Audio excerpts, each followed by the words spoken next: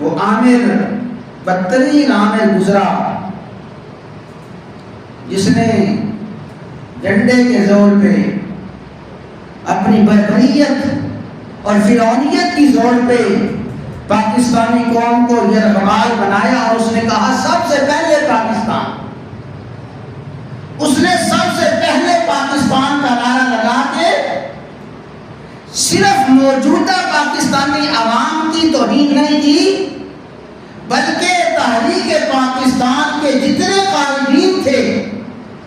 اور دستور ساز اسمبلی 1956 میں جتنے بھی اسلامی لفظ کا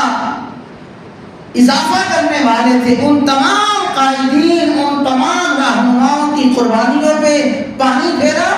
تحریک پاکستان کے شہداء کی شہادتوں کا مذاق اڑایا،